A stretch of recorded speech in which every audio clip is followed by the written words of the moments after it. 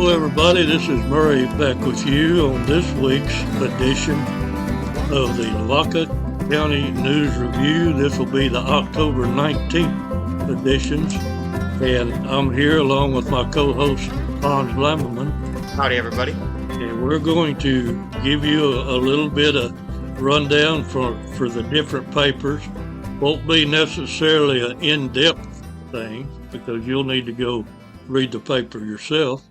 But we're going to get started. What are we starting with, Hans? Well, as you know, and I'm sure a lot of our politically active neighbors in Lavaca County know, early voting starts Monday, and this is a big election for us this year.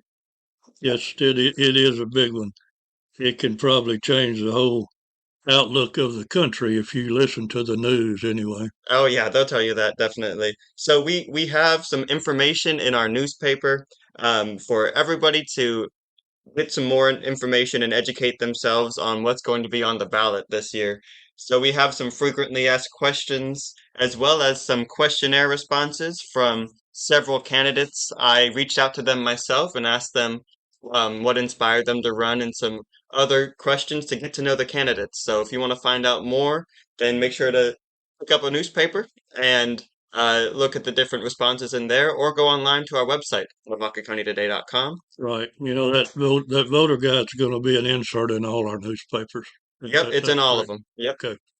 So that'll give you an idea, friends. You don't have to try to scratch your head as to how these people think.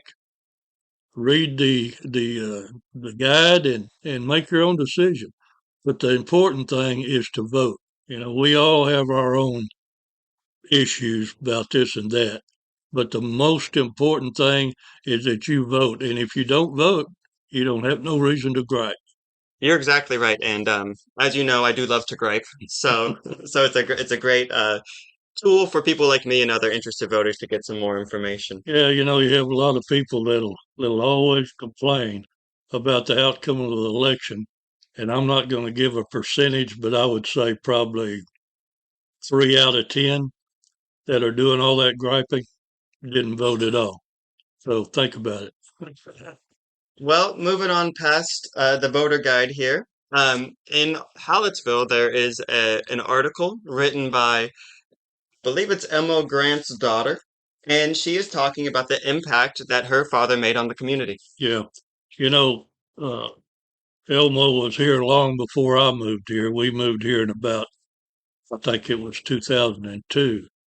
But my whole family was here, and they would always talk about Mr. Grant. That's what we like to call him. And what an impact he has had on this community. And this article is the whole back page of the B section in the Hallettsville Tribune. So if you don't know about Mr. Grant, you need to read this. And if you do know about him, you'll have some fond memories of what you knew. And Chastity started the article by listing some of the names he was known by most, which are Junior, Elmo, Chief, and Alderman. And those titles cover just a couple of his roles here within his social groups, his family, and the community. He really, truly dedicated, truly represented volunteerism and dedication to the community. Yeah, So it's great to read. Chastity even mentioned, she said, through these days, especially Mr. Grant would be the appropriate title for him. And that's what we always knew him by. So, So that's a great read there. And then moving over to the Yoakum Herald Times this week, there was some unfortunate news. Some very sad tragedy occurred over the weekend on Highway 111. There was a fatal car crash, um, head-on car crash between two vehicles that left two teens dead and another in the hospital.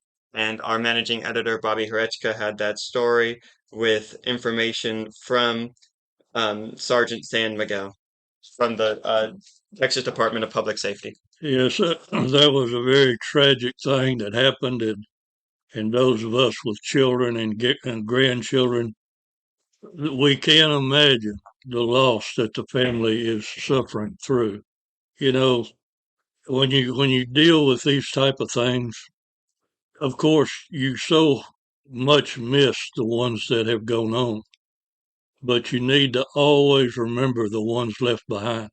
And that's who the condolences need to be with now. You really need to take the time to reach out to them and help them in any way that you can.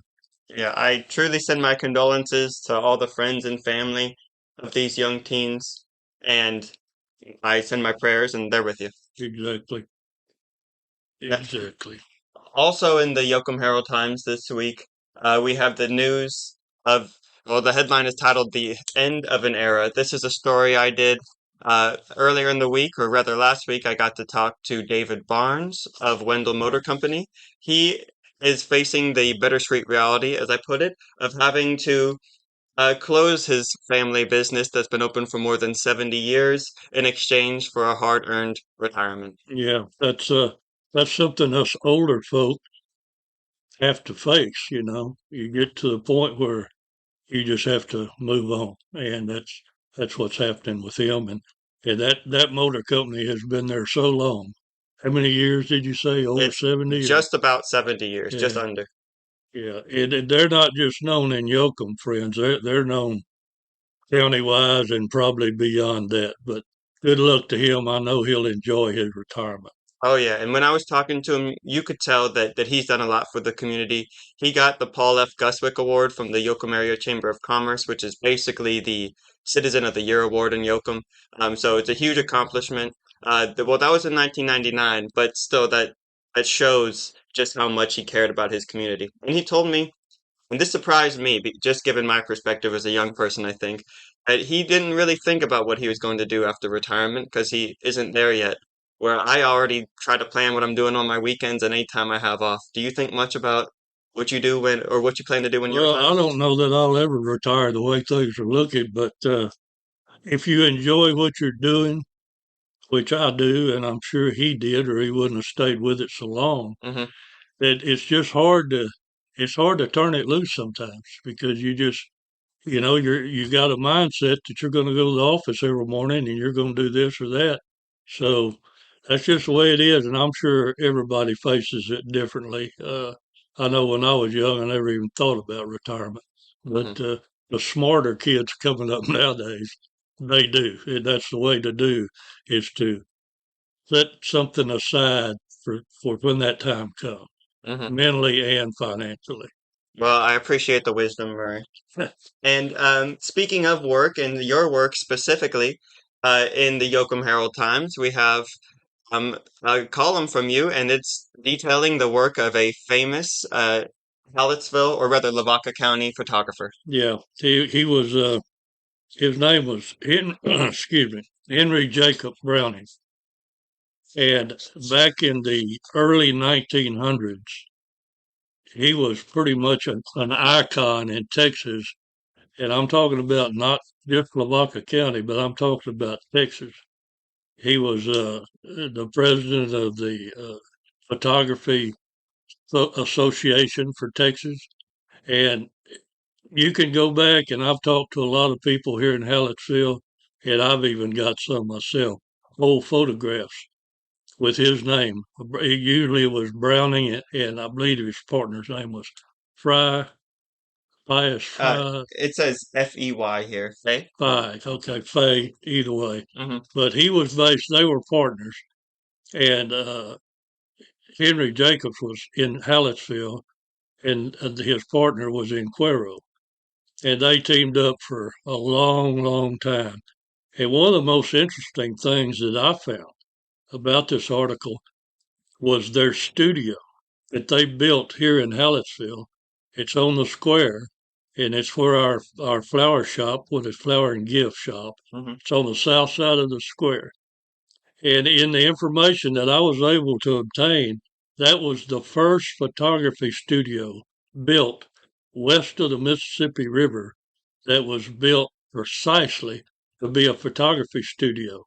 The upper story has got clear glass to get the natural light. And then they had like a bookstore and a gift shop on the bottom story.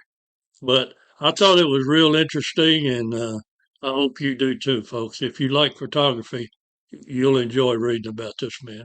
Yes, and you really, even if you don't like photography, I'm sure you enjoy it because you detail the story of Jacob Browning himself, as well as the studio, which, as you mentioned earlier, it still is beautiful and standing in the town square. So it's a good way to detail the history of the city through the photographer. So very good story.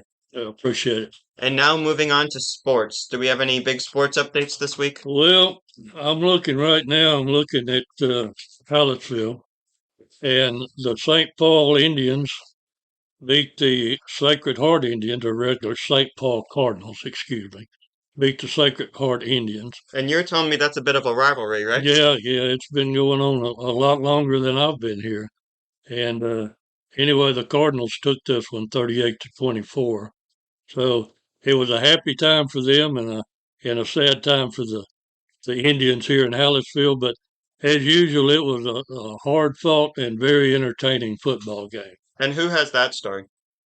I guess that's Chuck, but I don't see a byline. I'm sure it is. Well, he can't take credit for his masterpiece, I guess. And another congratulations that we'd like to give out this week is to the Moulton High School varsity cross country runners, and both the boys and girls teams won the District 30 1A meet over the weekend. So congratulations to them, a huge accomplishment. Yeah, we have their photographs of their team pictures are on page 3 of the Molten Eagle. I believe that's right in the Hans. I don't have one in front of me. I am confirming now here. It looks like it's on page 4. Oh, Yeah, so congratulations to them. And that meet was on October 12th, so last Friday. but congratulations to them. And before we go any further, we need to turn back to the Hallettsville sports and give the Brahmas a shout out because they beat Hempstead. And as Chuck has here, that they had no problem with Hempstead. It was 41 to nothing. So congratulations to them. Yes, congratulations. And also in Hallettsville, the Sacred Heart volleyball team um, lost in 3 sets to Pflugerville Concordia, the Cardinals. So hopefully we can come back with some more wins in the future there and have some more good games there on the court.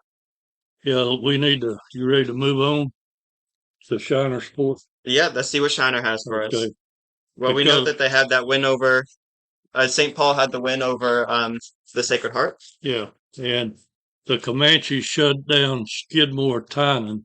This is from our sports editor Mark Luby over in Shiner, and the Comanches. I tell you what, they just keep rolling on. They won this one 49-0. But next week it's going to be the toughest because they're going to be playing Refugio. And if I'm correct in what I read on the state rankings, I believe Shiner's number 4 and Refugio is number 5. So that ought to be a great football game, and it's going to count a lot toward the rating. But I think Shiner's going to take it. Well, hopefully so. I love seeing the winning teams and the winning streaks that they're on so far. And to end our sports talk, unless you have anything else, is the Yoakum High School cross country team will be running. The boys will be running at the regional meets October 25th in Corpus Christi. So that's coming up. If you find yourself in that area, definitely cheer them on, or make sure to wish the cross country runners luck as they prepare for their races. And additionally, the Yoakum Bulldog football team, well, they had a break this week, a bye week. Next week, they're going to be facing off against the Columbus Cardinals, and that's going to be at home. So make sure to show up and support your Bulldog football team. You bet. Well, I don't know, Hans. I know one thing. We need to encourage people once again to go to our website, Hmm. lavacacountytoday.com. There's so much stuff on there that doesn't always get in the paper, friends. And so I encourage you to look at that. And we didn't mention our classifieds either. We did not. And the classified ads are so important. And anyway, we ask that you'll check that out. You had something that you put. What was the lady's name here that you put up the other day? Oh, Doris Simmel? Yeah, yeah, Yes, she so There's a great story. She actually wrote a memoir about her family and the journey that um, her father had.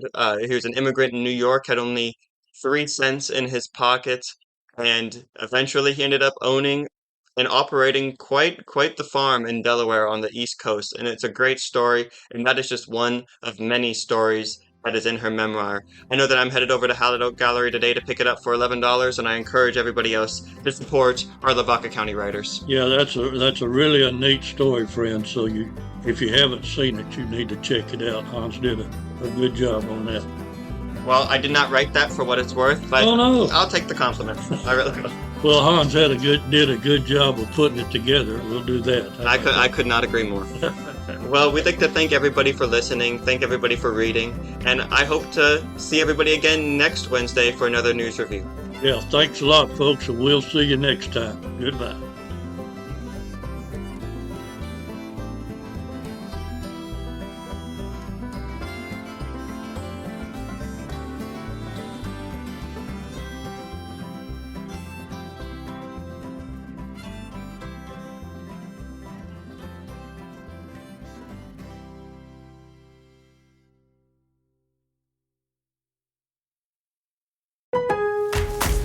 This Labor Day at Lowe's, shop member-only doorbuster deals for a limited time. Save $50 on an Ego string trimmer, now $169. Plus, get 50% off select Holland pavers. Not a rewards member? Sign up for free today. But hurry, Labor Day doorbuster deals won't last long. Lowe's, we help, you save. Valid through 9/1 while supplies last. Program subject to terms and conditions. Details at lowes.com/terms. Subject to change.